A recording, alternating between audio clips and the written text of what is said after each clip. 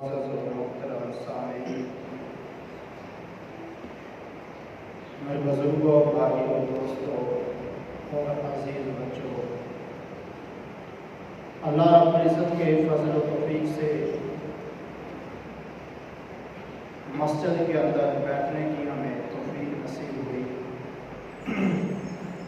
اور جمعہ المبارک کے ان قیمتی لمحات کے اندر اللہ کے گھر میں بیٹھنا یہ اللہ کا فضل و توفیق ہے اور بہت بڑی مسلمان کے لیے سعادت ہے۔ معزز سامعین، ہمارا خالق و مالک اللہ وحدہ لا شریک ہے۔ وہ ایک ہی ذات ہے، اس کا کوئی شریک نہیں، نہ اس کی ذات کے اندر نہ اس کی صفات کے اندر۔ اللہ کی صفات کے اندر بھی کوئی شریک نہیں ہے اور اس کائنات کا وہ خالق و مالک ہے۔ اللہ رب العزت نے پوری یہ کائنات بنائی ہے، زمین و آسمان بنائے ہیں اور اس کو مختلف پھولوں سے، پھلوں سے، جمادات سے، نباتات سے مزین کیا ہے، خوبصورت بنایا ہے اور انسان کو اس کائنات کے اندر بے شمار نعمتیں دے کر بسایا ہے۔ تو انسان کو اللہ کریم نے اس کائنات کے اندر ایک عظیم مقصد دے کر بھیجا ہے، کیونکہ انسان ہی وہ واحد مخلوق ہے جسے اشرف المخلوقات کہا گیا اور جس کی صفات اور شان ایسی ہیں کہ اللہ رب العزت نے اپنی جو صفات ہیں جس کے اندر کوئی شریک نہیں ہے، تو انسان کی بھی کچھ ایسی صفات بیان کی ہیں کہ جس میں اللہ تبارک و تعالیٰ کی صفات کے ساتھ اس کا ایک تعلق ہو جاتا ہے۔ اگرچہ اللہ کی صفات میں بندہ شریک نہیں، لیکن بندے کو صفات دی گئی ہیں اور ظاہری الفاظ ایسے ہیں کہ جو اللہ کریم کے لیے بولے جاتے ہیں وہ بندوں کے لیے بھی بولے جاتے ہیں۔ دیکھیں، اللہ کریم نے اپنے لیے فرمایا اِنَّهُ هُوَ السَّمِيعُ الْبَصِيرُ کہ بے شک اللہ سمیع اور بصیر ہے۔ تو انسان کے لیے بھی یہی الفاظ فرمائے فَجَعَلْنَاهُ سَمِيعًا بَصِيرًا، ہم نے انسان کو سمیع و بصیر بنایا۔ اگرچہ اللہ تبارک و تعالیٰ کی جو ذات پاک ہے اور اس کی صفت سمیع، سننا، بصیر، دیکھنا، وہ ایک مستقل ہے،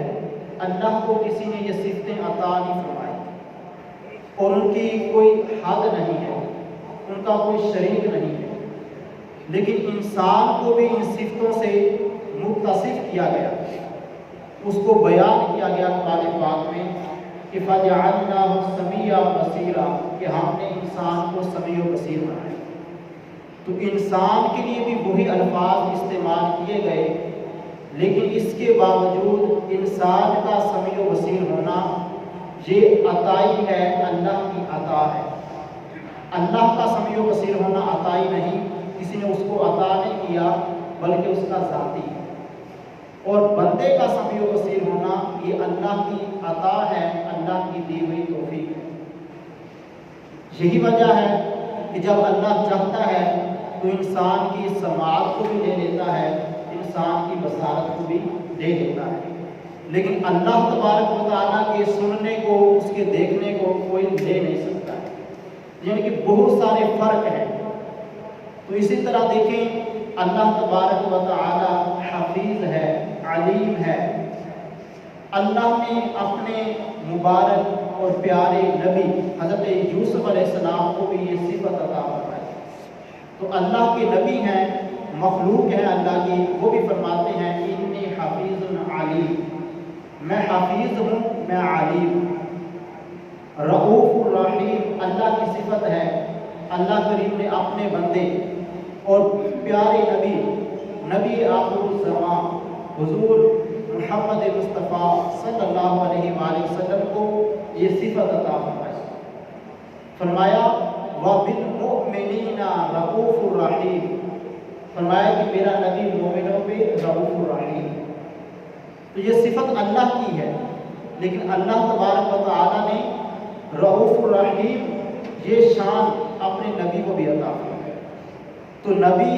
مخلوق ہیں، خالق نہیں ہیں۔ تو نبی کا رؤوف الرحیم ہونا یہ اللہ کی عطا ہے، اور اللہ کا رؤوف الرحیم ہونا یہ کسی کی عطا نہیں، اللہ کی ذاتی ہے۔ تو اس طرح بہت سارے جو وسوسے ہوتے ہیں وہ بھی دور ہو جاتے ہیں کہ بعض دفعہ بندہ بندوں کے لیے وہ صفت بولتا ہے تو کچھ لوگ سمجھتے ہیں کہ یہ دیکھو یہ تو صفت اللہ کی تھی، بندے کے لیے بول دی گئی، لہذا مشارکت ہو گئی، برابری ہو گئی۔ حالانکہ قرآن پاک کے اندر اس طرح کا بہت سارا ایک مواد ہے، علم ہے جو بیان کیا گیا، جیسے رب ہے، الحمدللہ رب العالمین، رب پالنے والی ذات، پرورش کرنے والی ذات۔ تو ماں باپ کو کہا گیا رب یعنی صغیرہ، دعا مانگو رب ارحمہما کما رب یعنی صغیرہ۔ رب سے دعا مانگی جا رہی ہے اپنے دو رب کے لیے، حالانکہ رب تو ایک ہے۔ تو مستقل ذات، مستقل حقیقی رب ایک ہی ہے، لیکن اس کی عطا سے یہ والی صفت اللہ نے ماں باپ کو بھی عطا کی۔ تو یعنی کہ اس کے علاوہ اور بہت ساری ایسی مثالیں ہیں کہ جو اس طرح اللہ کریم نے بندوں کو یہ شان عطا فرمائی۔ تو ہماری بات یہ ہوئی تھی کہ انسان ایک ایسی مخلوق ہے کہ جو صفات اللہ کے لیے بولی جاتی ہیں، اللہ کی حقیقی ہیں، لیکن وہ صفات اور وہ شانیں بندوں کے لیے بھی بولی جاتی ہیں، لیکن وہ بندوں کے لیے عطائی ہیں، اللہ کی توفیق سے ہیں۔ ان کی ایک حد ہے، ان کی ابتدا بھی ہے، انتہا بھی ہے۔ اور اللہ تبارک و تعالیٰ کی ذات کی اور صفات کی نہ ابتدا ہے نہ انتہا ہے، کوئی ابتدا نہیں، کوئی انتہا نہیں۔ اور اللہ کی ذات اور اللہ کی صفات حادث نہیں،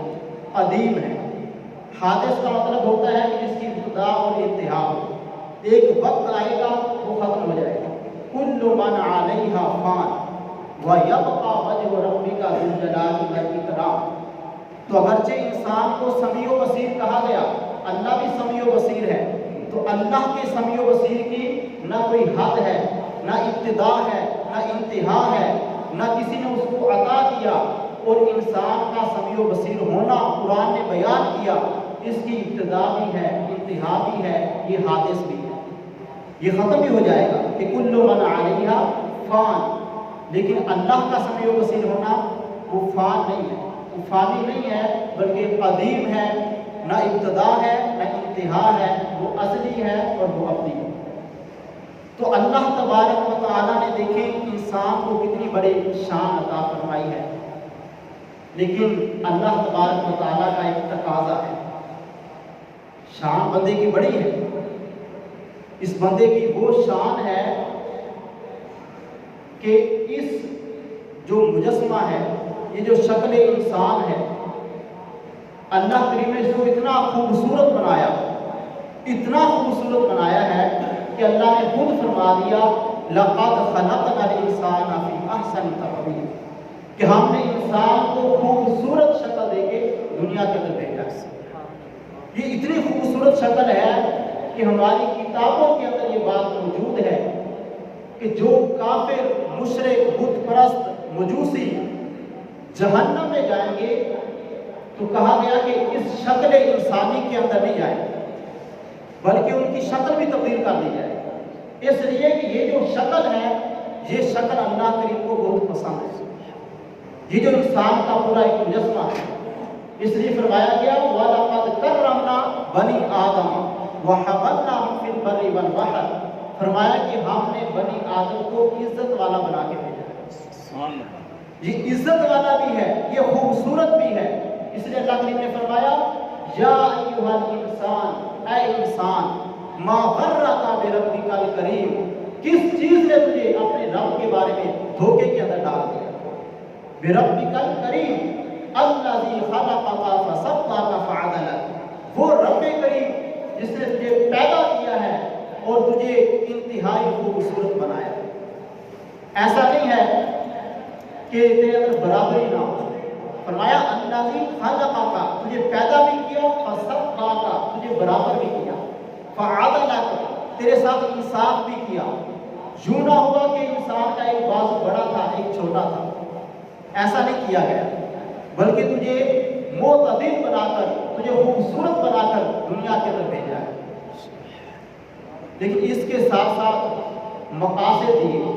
کہ دنیا کے اندر جا کر بھول نہ جانا، یہ نہ سمجھنا کہ ہم بیکار پیدا کیے، افحسبتم انما خلقناکم عبثا، کیا تم یہ گمان کرتے ہو کہ ہم نے تمہیں بیکار پیدا کر دیا؟ یہ کبھی بھی نہ سمجھنا۔ تو فرمایا کہ تمہیں ہماری طرف لوٹ کر آنا ہے، ایک دن آئے گا کہ جب تم نے اسی انداز میں، یہی تمہاری عقل ہوگی، یہی تمہاری سوچ ہوگی، سوجھ بوجھ ہوگی، سب کچھ جانتے ہوگے، اپنی دنیا کو بھی جان رہے ہوگے، اپنی قبر کو بھی جان رہے ہوگے، پھر ہماری بارگاہ کے اندر آؤ گے، تم جانتے ہوگے کہ جس دن کے لیے اللہ نے ہم سے وعدہ فرمایا تھا، آج کا وہ دن آ چکا ہے، وہ دن آ چکا ہے۔ اس لیے فرمایا گیا تم اپنے آپ کو یہ مت خیال کرنا کہ ہمیں بیکار پیدا کیا گیا، بے مقصد پیدا کیا گیا، بلکہ ایک با مقصد زندگی تمہیں دے کر دنیا کے اندر واپس فرمایا۔ اب اگر انسان یہ بھی جانوروں کی طرح صرف کھائے پیے اور جو احکامات ہیں اللہ کے فرامین ہیں جن کا ہمیں حکم دیا گیا ان کے اوپر عمل نہ کرے تو یہ انسان اپنے مقصد کو بھول گیا، اپنے مقصد کو بھول گیا۔ اور یاد رکھیں جو چیز اپنا مقصد کھو دیتی ہے تو اس کی ویلیو ختم ہو جاتی ہے، اس کی ویلیو ختم ہو جاتی ہے۔ ایک چھت انسان کے اوپر موجود ہے، یہ انسان کو بارش سے، پانی سے، گرمی اور سردی سے محفوظ رکھتی ہے، انسان کا پردہ ہے، انسان کی حفاظت ہے، لیکن اسی چھت سے پانی ٹپکنا شروع ہو جائے، ایک بار نہ، دو بار نہ، جب بارش آئے پانی برسنا شروع ہو جائے تو کیا ہوگا؟ جب تک یہ اپنا مقصد پورا کرتی رہی اس سر کے اوپر رہی، لیکن جب اس نے اپنا مقصد چھوڑ دیا تو انسان کیا کرے گا کہ اسی چھت کو ایسے ہتھوڑوں کے ساتھ، ایسے لوگوں کے ساتھ اس کو مارے گا بھی صحیح، اس کو نیچے بھی گرائے گا اور ردی والی جگہ کے اوپر اس کو پھینک دیا جائے گا۔ کیوں کہ جب اس نے اپنا مقصد کھو دیا تو اس کی قدر، اس کی قیمت، اس کی عزت ختم ہو گئی۔ جب تک یہ اپنا مقصد پورا کر رہی تھی اس کی عزت بھی تھی، سر کا تاج بھی تھی، اس کو عزت کی نظر سے دیکھا بھی جاتا تھا، لیکن جب اپنا مقصد کھو دیا تو اس کی عزت بھی ختم ہو گئی۔ تو انسان کا بھی ایک مقصد ہے، جب تک انسان اپنے مقصد کو پورا کرتا رہتا ہے تو اللہ فرماتا ہے وَلِلَّهِ الْعِزَّةُ وَلِرَسُولِهِ وَلِلْمُؤْمِنِينَ، فرمایا کہ عزت اللہ کی بھی ہے، اللہ بھی عزت والا ہے، اللہ کے رسول بھی عزت والے ہیں، اور جو اپنے مقصد کو بھولے نہیں ہیں اللہ نے ان کو بھی عزت والا بنایا ہے، وہ عزت والے ہیں۔ وَلِلَّهِ الْعِزَّةُ وَلِرَسُولِهِ وَلِلْمُؤْمِنِينَ، یہ نہیں فرمایا کہ کافر کی عزت ہے کیونکہ بنگلے بڑے ہیں، اس کے پاس علم زیادہ ہے، اس کے پاس سمجھ سوچ زیادہ ہے، وہ ذہین زیادہ ہے، اس کی شان بیان نہیں کی گئی، بلکہ اس کی شان بیان کی گئی ہے جو ایمان والا بھی ہے اور اللہ تبارک و تعالیٰ کے احکامات کے اوپر عمل بھی کرنے والا ہے۔ تو اس لیے فرمایا گیا وَلِلَّهِ الْعِزَّةُ وَلِرَسُولِهِ وَلِلْمُؤْمِنِينَ، عزت اللہ کی ہے، اللہ کے رسولوں کی ہے اور مومنوں کی ہے۔ وَلَٰكِنَّ الْمُنَافِقِينَ لَا يَعْلَمُونَ، لیکن جو منافق ہیں وہ اس بات کو جانتے نہیں، وہ اس بات کو جانتے نہیں ہیں۔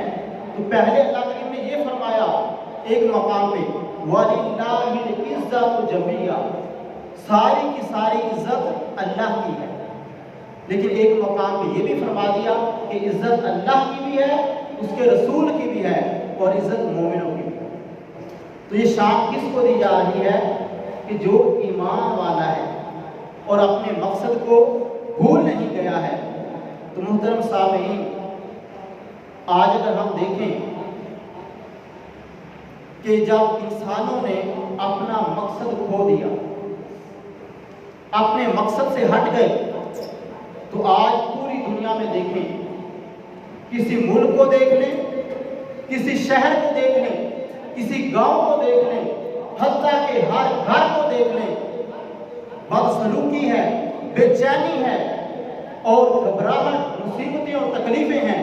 کہیں بھی امن و سلام کی ہمیں نظر نہیں آتی۔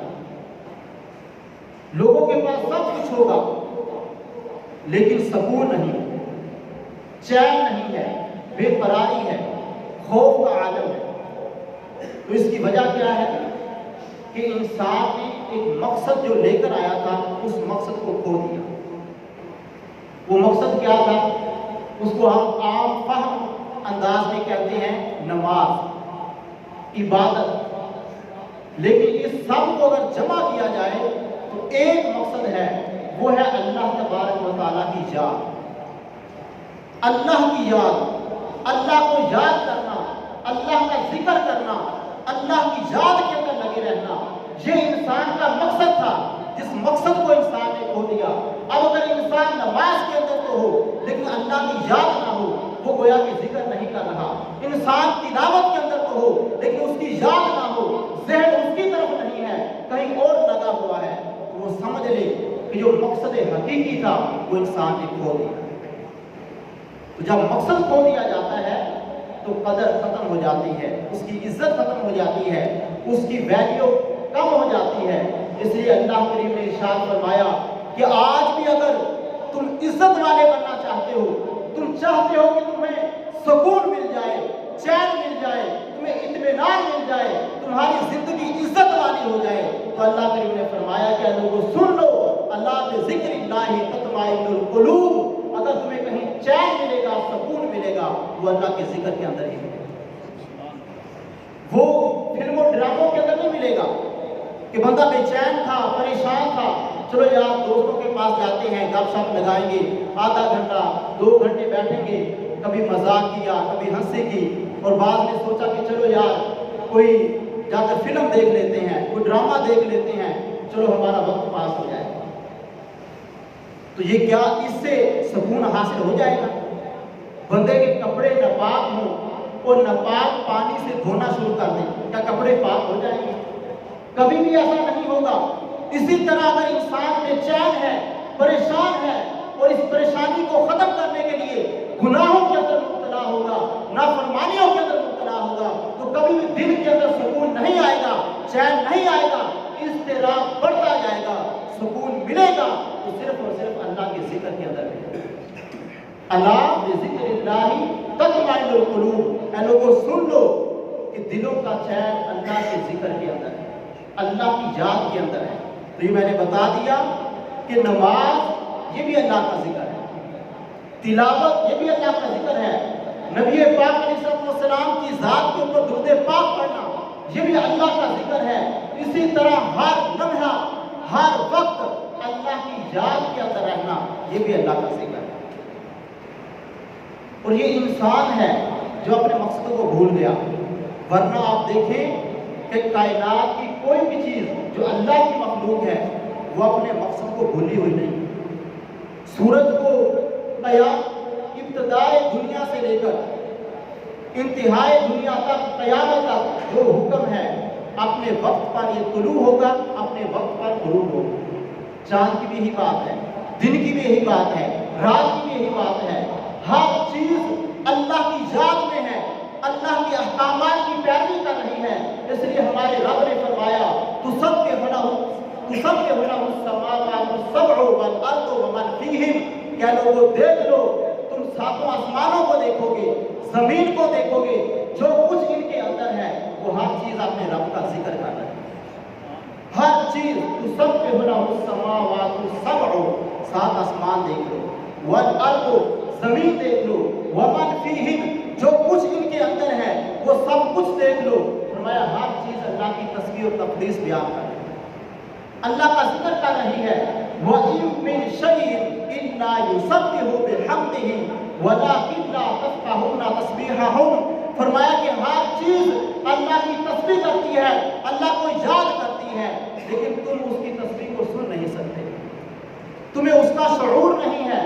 تم اس کو سمجھ نہیں سکتے ہو۔ مفسرین فرماتے ہیں دروازہ کھلتا ہے، دروازہ کھلنے کی آواز آتی ہے، یہ آواز بھی اللہ کا ذکر ہوتی ہے، چھت کے چٹکنے کی آواز آتی ہے، یہ بھی اللہ کا ذکر ہوتی ہے، فرمایا کہ ہر چیز اللہ کا ذکر کر رہی ہے، جو درخت جب تک ہرا بھرا ہے، سرسبز ہے، وہ اللہ کی یاد کے اندر ہے، جب اللہ کی یاد سے غافل ہو گیا وہ خشک ہو جاتا ہے،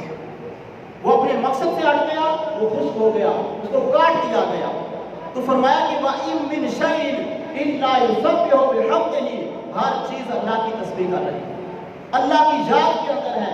اللہ کا ذکر کر رہی ہے۔ حضرت عبداللہ ابن مسعود فرماتے ہیں، بخاری کے اندر حدیث آتی ہے، عبداللہ ابن مسعود کہتے ہیں کہ ہم نے اپنے نبی کو دیکھا، نبی پاک علیہ السلام کی مبارک انگلیوں سے پانی کے چشمے بھی جاری ہو گئے، اور ہم نے یہ بھی دیکھا جب ہمارے نبی کھانا کھاتے تھے تو اس کھانے سے اللہ کی تسبیح کی آواز آیا کرتی تھی۔ یہ انگلیاں، یہ کھانا، یہ ہر چیز اللہ کا ذکر کر رہی ہے، اللہ کو یاد کر رہی ہے۔ مسلم کے اندر حدیث آتی ہے، حضرت جابر بن سمرہ کہتے ہیں ہمارے نبی نے فرمایا کہ میں مکے کے اندر اس پتھر کو بھی جانتا ہوں، جب میں نے نبوت کا اعلان بھی نہیں کیا تھا، اس وقت بھی جب میں پتھر سے گزرتا تھا وہ پتھر میرے اوپر سلام بھیجا کرتا تھا۔ تو جس طرف بھی دیکھو اللہ کا ذکر ہو رہا ہے،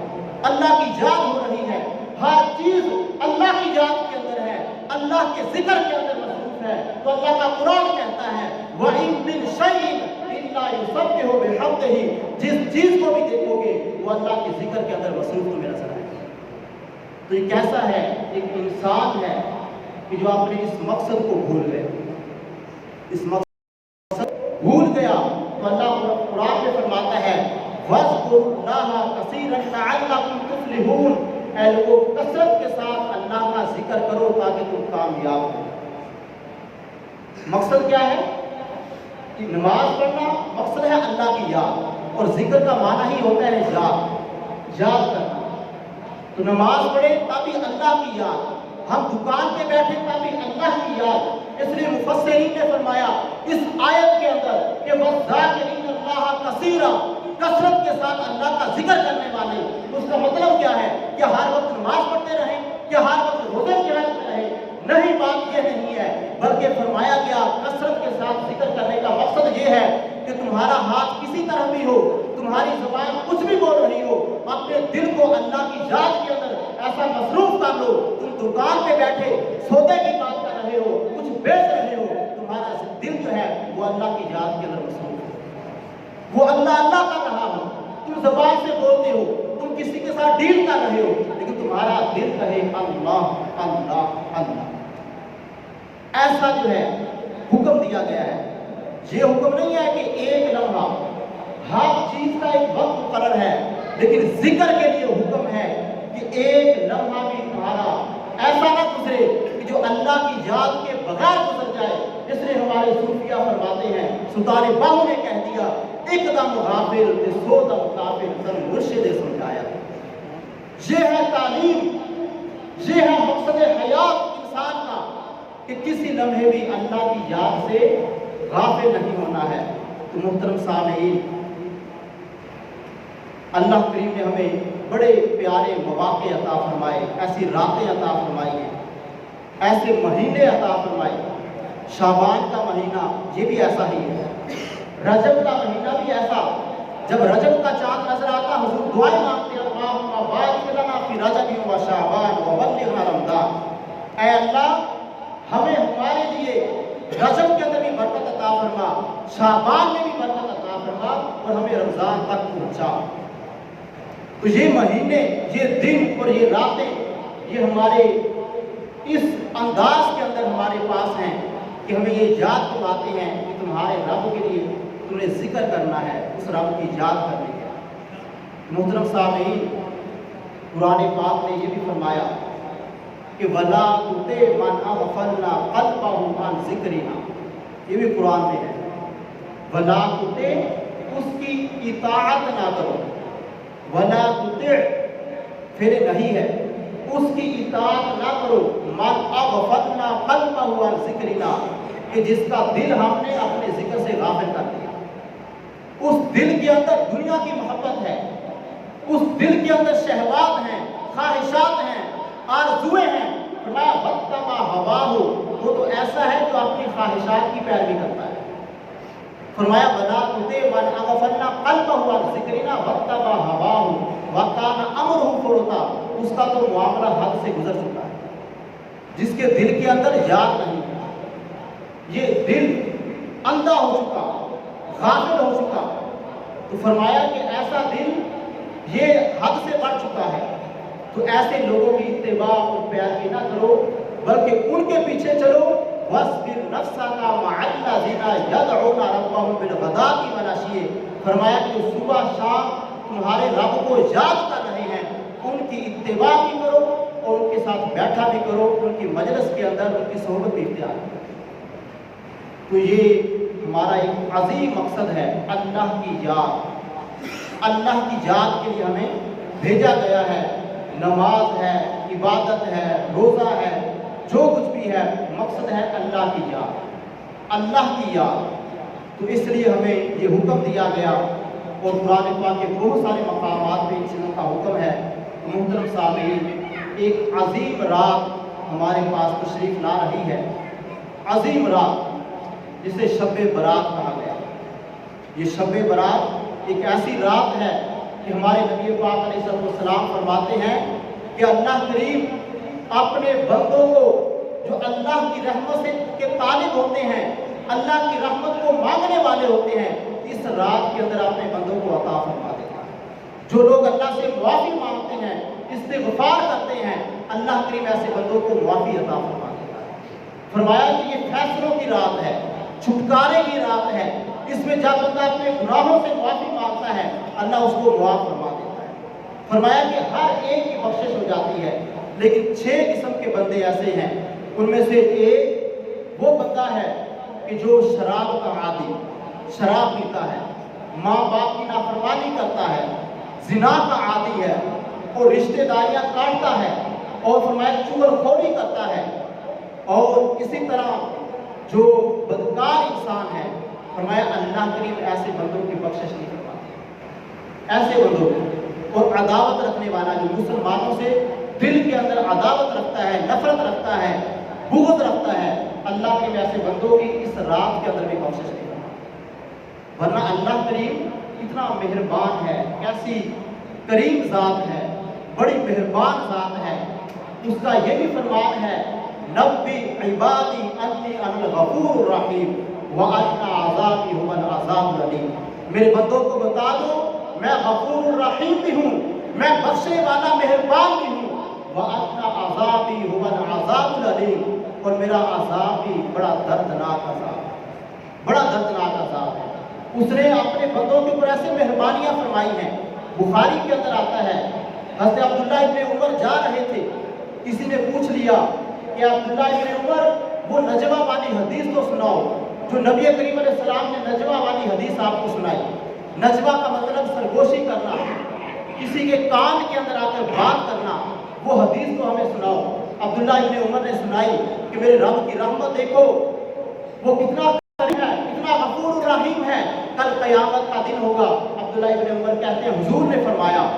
اللہ کریم قیامت کے دن اپنے ایک بندے کو علیحدہ کرے گا،